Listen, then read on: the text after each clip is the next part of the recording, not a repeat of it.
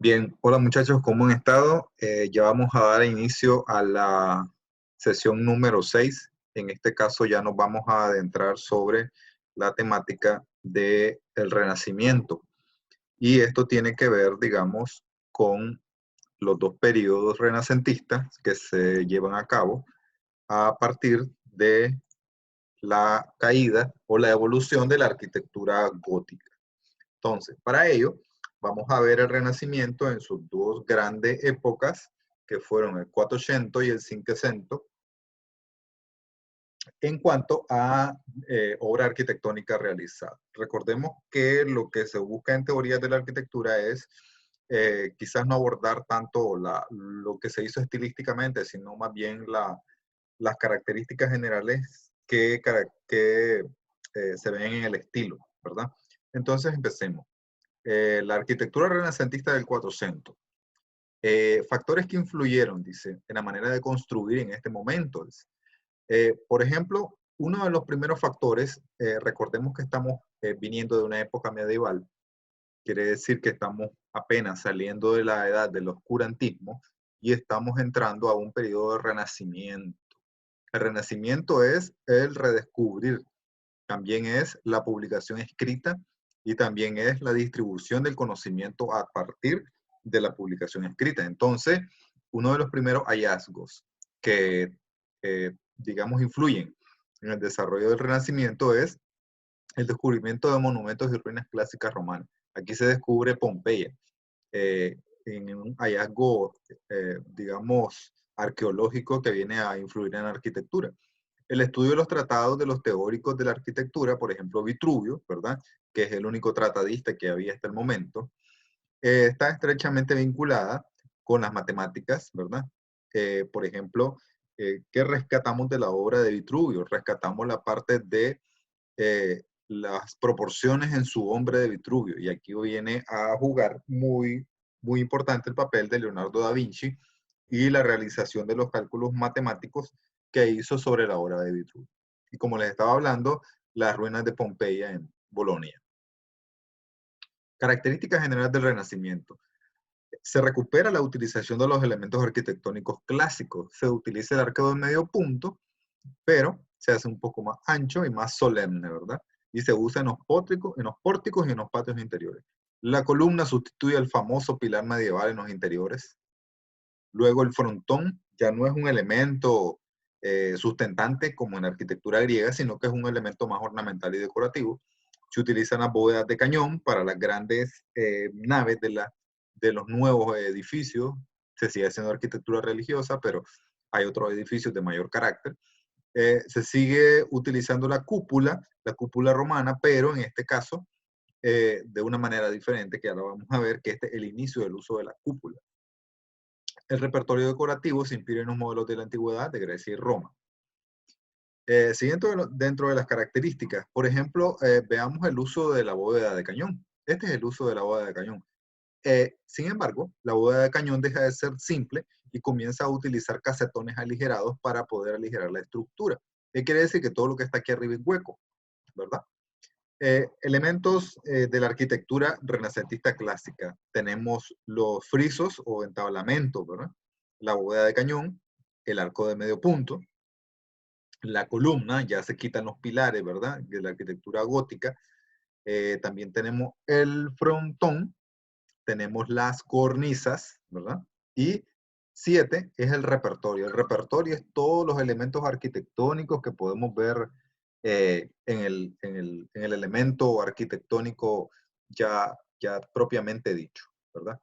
Entonces, lo que les quiero mostrar, digamos, demostrar más bien, es que la arquitectura cambia, se adapta a los nuevos momentos. Sin embargo, vamos a poder ver una arquitectura medio romana, medio griega. En los edificios, dice, se recuperan las ideas clásicas de la proporción, la armonía, la representación del equilibrio y la belleza. Pero se crean edificios adaptados a la escala humana. El frontón, ¿verdad? Deja de ser un elemento sustentante. Recordemos que en la arquitectura griega tenía otra característica. Este es más una fachada. El arco de medio punto, utilizado ya sea de manera ciega, como lo podemos ver acá, o un arco de medio punto para un frontispicio, o, digamos, un acceso. El rosetón, recordemos que venimos de la arquitectura gótica, y en la arquitectura gótica se utilizaba este elemento para iluminar, ¿verdad?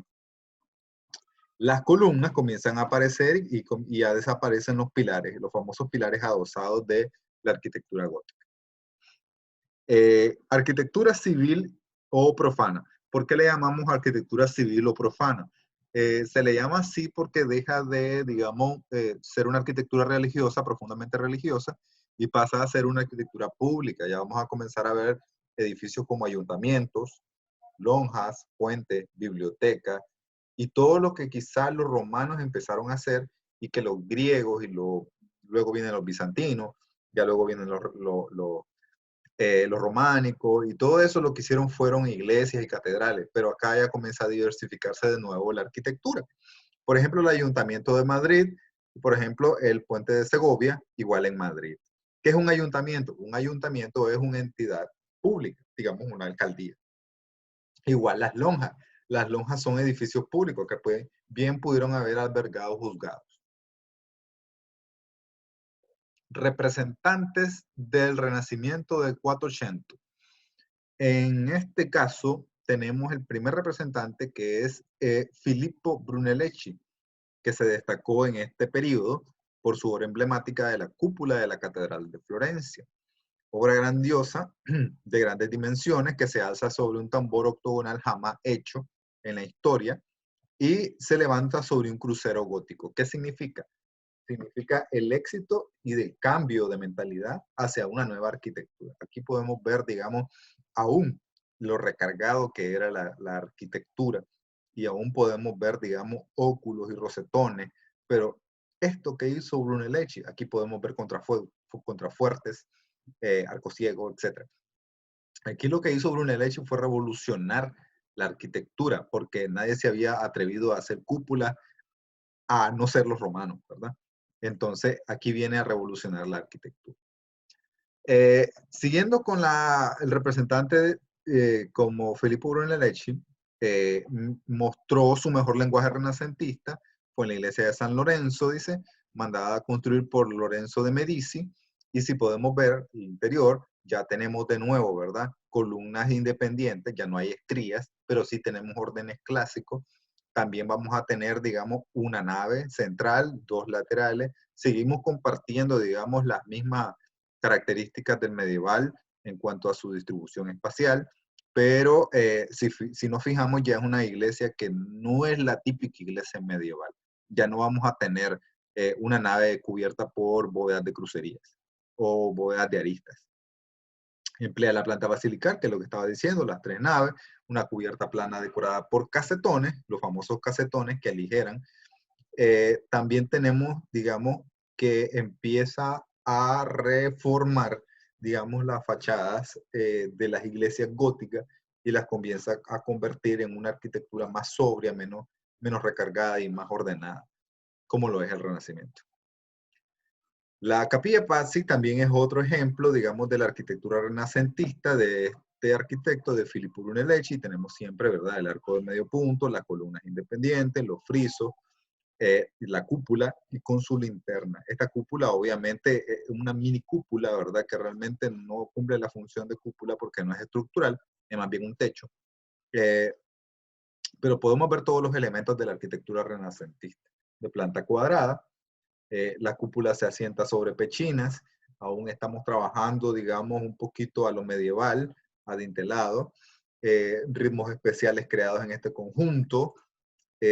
Ya comenzamos a ver una arquitectura diferente, utiliza la proporción y la armonía. Si nos fijamos, es un edificio bastante sobrio, bastante armónico, bastante simétrico. El siguiente representante es León Battista Alberti. León Battista Alberti, en su templo de Malestiano en Rimini, recupera los elementos arquitectónicos como el arco de medio punto. Trabaja de manera diferente a Brunelleschi, ¿verdad?, porque usa arcos ciegos, pero también usa arcos de medio punto para acentuar entrada. Si nos fijamos acá, hay un medio frontón, ¿verdad?, partido, no por la mitad, pero es un frontón bastante diferente, ¿verdad?, pero es un tipo de frontón muy a lo renacentista. Una de las obras más importantes de Alberti es la iglesia de San Andrés de Mantua. La fachada está construida por el grandioso arco, ¿verdad? Un arco enorme de medio punto que se inspira con el arco de medio del arco de triunfo romano. La bóveda de cañón inmensa y siempre utilizando los mismos elementos renacentistas, ¿verdad? Que son los casetones o el almohadillado que le llamaban ellos. Ya si nos fijamos acá, es la planta gigantesca de salón, ¿verdad? Ya no es una planta de 3 naves, sino que es una planta gigante de salón, ya acercándose a la arquitectura renacentista que vamos a ver en la Plaza de San Pedro, en Roma. El Palacio de Rucellai, una fachada sometida a un riguroso orden geométrico, ¿verdad? Quiere decir que la diferencia entre la iglesia y los edificios de orden público es que los edificios de orden público son de más de 2 o 3 plantas, pero igualmente conservan cornisas, ¿verdad? Utilizan el arco de medio punto, simulando el medio punto, utilizan columnas adosadas como pilares y elementos que todavía se puede decir que tiene un poco de medieval porque utilizamos, digamos, lucernarios medievales, pero con arcos de medio punto. Ya no son arcos apuntalados como lo hacían los góticos, pero sí, ya estamos viendo una arquitectura diferente, ¿verdad? En un palacio. Y el palacio no es el típico palacio, ¿verdad? Que estábamos viendo en el barroco o que se vio, digamos, que se va a ver más adelante en el barroco. Este palacio es un palacio de orden público, o sea, es un administrativo. La fachada de Santa María de Novela, que es la famosa, ¿verdad? Fachada, porque es una fachada, no es todo el edificio. Detrás de este edificio lleva algo de aguas normales, pero es la transición entre lo que es la Edad Media y lo que es el Renacimiento ya propiamente, ¿verdad? Que luego se va a retomar este tipo de fachadas en el Barroco y en el Rococó. Ok, entonces, hasta acá, digamos, la presentación que tiene que ver con la arquitectura del 480, ¿verdad? Porque decidí separar las dos tendencias o los dos momentos históricos para poder abordar, digamos, a los representantes de este movimiento renacentista por dos sesiones por separadas. En este caso acabamos de abordar a Filippo Brunelleschi y acabamos de abordar a León Battista Alberti. Entonces, a continuación, digamos, el material de apoyo y de estudio que tienen en la plataforma tiene que ver con estos dos arquitectos. La evaluación de la sesión tiene que ver con una investigación, ¿verdad?, sobre la cúpula de la Catedral de Santa María de Fiore, realizada por Brunelleschi. Y el material trata sobre León Battista Alberti.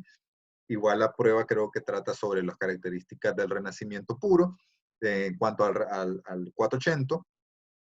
Y, digamos, lo que quiero hacer es que reforcemos, digamos, las dos etapas, 480 y 580. Entonces, hasta aquí los dejo. Suerte en sus evaluaciones y los veo en la próxima sesión de clases, en la sesión 7. Hasta luego.